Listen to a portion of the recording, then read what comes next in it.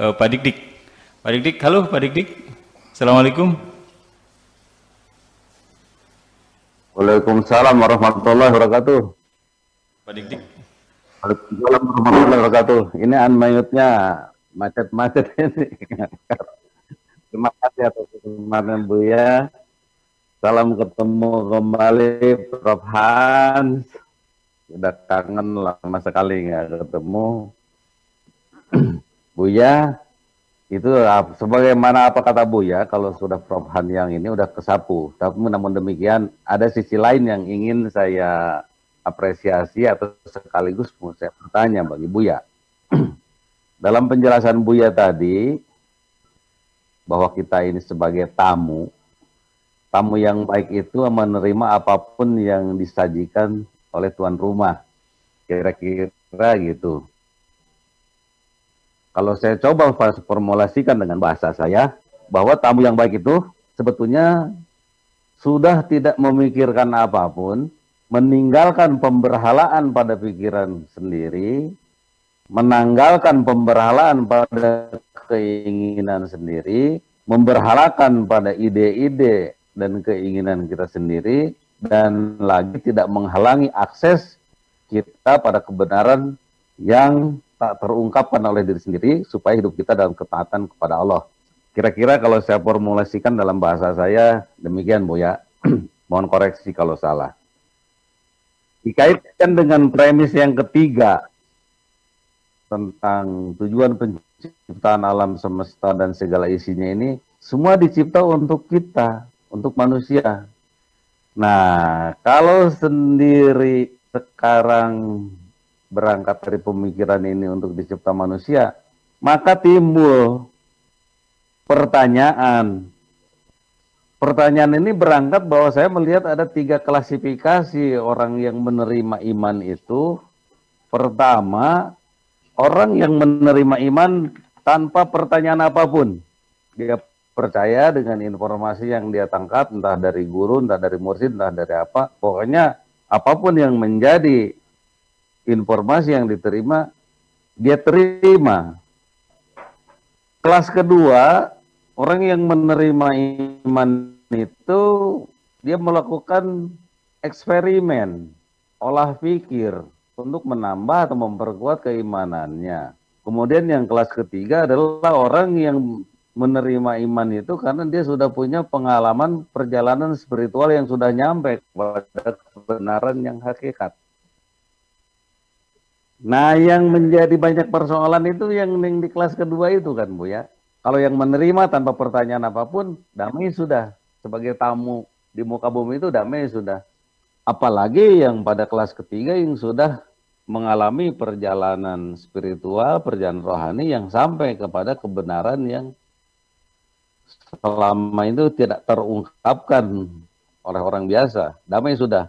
Justru yang gaduh itu ketika kita, ya mungkin termasuk kelas-kelas saya, yang mencoba mengolah pikir, mempergunakan budi pilihan, rasa dan perasaan dalam rangka memperkuat keimanan itu. Maka pertanyaan yang timbul dikaitkan dengan itu semua, dengan premis ketiga itu, sebetulnya untuk apa kita ini diberikan budi pilihan, rasa dan perasaan dikaitkan dengan bahwa semua itu untuk peruntukan manusia. Padahal menjadi tuan rumah yang menjadi tamu yang baik adalah yang harus meninggalkan pemberhalaan pada pikiran kita sendiri. Itu aja Buya, terima kasih. Nyuwun sewu, matur nuwun atas segala kesediaannya dan mohon maaf atas segala kelancangannya. Assalamualaikum warahmatullahi wabarakatuh. Waalaikumsalam warahmatullahi wabarakatuh.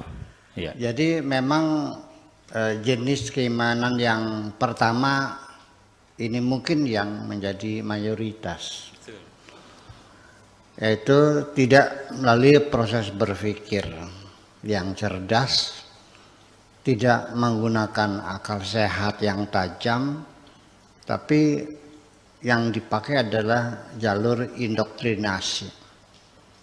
Jadi keimanannya itu datang dengan cara indoktrinasi, tutup matamu yang rapat, tutup pintu, tutup jendela, matikan lampu, pejamkan mata, percayalah. Sudah selesai. Itu yang pertama. Kebanyakan seperti itu.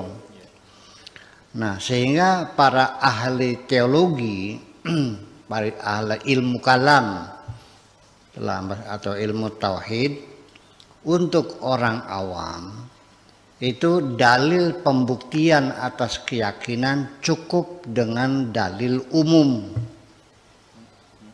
ya, yang membuktikan bahwa alam semesta ini tidak mungkin terjadi dengan sendirinya, tetapi masih ada yang menjadikan.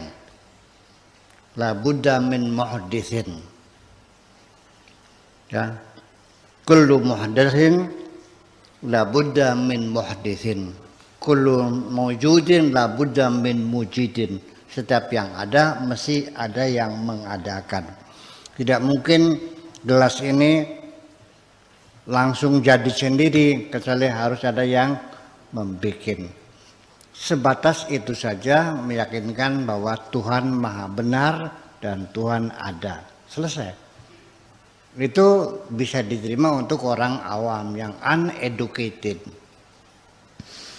Kemudian ada lagi orang yang beriman melalui proses pendidikan yang sifatnya membangun daya menalar, pendidikan yang kritis, yang modern, ya, yang dalam keterbukaan dengan cara dialog, pelajar aktif, tidak seperti yang kita alami. Kelas itu kan mimbarnya guru untuk pidato, dan kita hanya sebagai pendengar yang budiman. Betul nggak? Iya. Ya, kita kan gitu. Jadi tidak membangun daya menalar, tapi kita hanya indoktrinasi.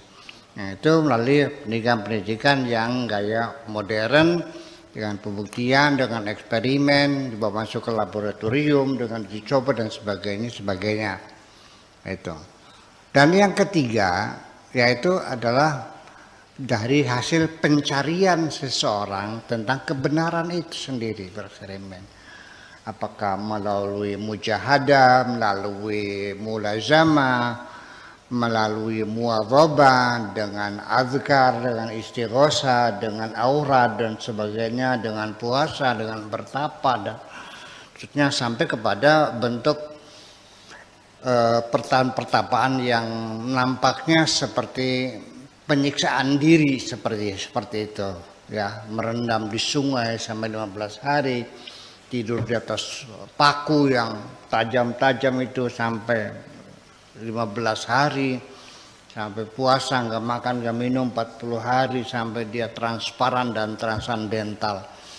Nah, itu juga dilakukan oleh orang-orang khusus macam itu. Dan ini kita tidak bisa memaksakan. Tipe yang ketiga ini tidak bisa kita implementasikan dalam pendidikan formal. Itu hanya ada pada sifatnya wilayah privasi saja, orang per orang pribadi, yaitu antara murid dengan mursyid yang bukan formal, ya. Nah, itu makanya. Jadi akibat dari itulah maka seharusnya Kementerian Agama ini mengemas kembali mata pelajaran akidah itu, bukan sebatas hanya menyampaikan dongeng-dongeng dan cerita-cerita. Di sekolah itu kan isinya cerita Nabi Adam, cerita Nabi Nuh, Nabi Hud, ya kan, cerita para nabi. Hanya dengan cerita semacam itu memang ada manfaatnya, tapi tidak membangun daya menalar seseorang untuk beragama itu. Nah, kemudian di dalam tarekat sendiri, dalam irsyad, ya seorang mursyid, itu ada seorang mursyid yang sifatnya ya seperti indoktrinasi juga, melalui pembeatan juga, tidak boleh banyak menyangkal, pokoknya yang penting apa kata mursyid ya harus nurut, ya, tidak boleh ada keraguan, ya semacam itu. Dalam berzikir ya harus membayangkan wajah mursyid, ada semacam itu. Di tarekat-tarekat itu ada semacam itu. Nah, ada lagi seorang mursyid yang memang keterbukaan, dia membimbing tetapi tidak tidak menutup logika yang cerdas, ya, tidak menutup daya menalar, malah justru dikembangkan melalui berbagai macam ilmu pengetahuan, sains dan teknologinya segala macam. Itu beragam sekali. Saya kira nanti pada akhirnya konsep-konsep tentang ketuhanan di dalam pikiran kita yang satu agama saja, ya, itu konsep ketuhanannya tidak mungkin akan sama dalam dua otak yang berbeda. Iya kan? Umpamanya ahli sunnah wal jamaah dengan Jabariyah dengan Mu'tazilah, itu konsep ketuhanannya berbeda. Namanya sama, Tuhannya namanya Allah juga. Tapi kata Mu'tazilah, Allah itu tidak melakukan intervensi terhadap kehidupan manusia. Tuhan menciptakan manusia dengan sempurna, dikasih akal, dikasih budi, dikasih pekerti, dikasih logika, dikasih angan-angan, dikasih imajinasi, dengan tangan, dengan kaki, dan mulut, dan dia berbuat sesuai dengan pilihannya, bebas, tidak ikut serta, memilih sendiri. Hanya Tuhan nanti akan membalas kebaikan dengan kebaikan lagi, membalas kejahatan dengan kejahatan lagi. Jadi semua itu akibat karena pilihannya sendiri. Kalau Jabariyah semuanya itu Tuhan yang menentukan hidup manusia dari lahir sampai mati, rezekinya, matinya, jatuhnya, pingsannya, sakitnya, sembuhnya, otaknya dan segala macam jenis darah, semuanya semua Tuhan yang menentukan semuanya, kita tinggal menjalani saja. Nah, ahli sunnah wal jamaah ada yang namanya qada mubram, qada ghairu mubram. Ada perjalanan nasib yang sudah ditentukan secara paten oleh Tuhan, dan ada yang bisa direvisi di tengah perjalanan, namanya qada mubram dan qada ghairu mubram. Itu seperti itulah kira-kira, bahwa pada akhirnya substansi yang paling penting bahwa yang mencipta Tuhan itu, ya, Tuhan yang mencipta alam itu adalah Tuhan. Nah, ketika kita tanya, dari mana Anda tahu namanya itu Allah?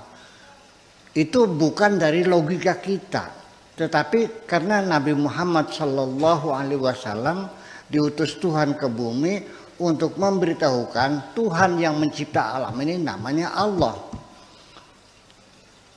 Jadi semua agama menyebut Tuhannya berbeda kan? Iya, ya terserah lah. Nah, Kejawen saja lain, Sunda Wiwitan ya lain lagi, apalagi Garingan lain lagi, Majusi lain lagi, Manawi lain lagi, Zoroaster lain lagi, Kongfucu lain lagi, semua nama Tuhannya berbeda-beda semuanya.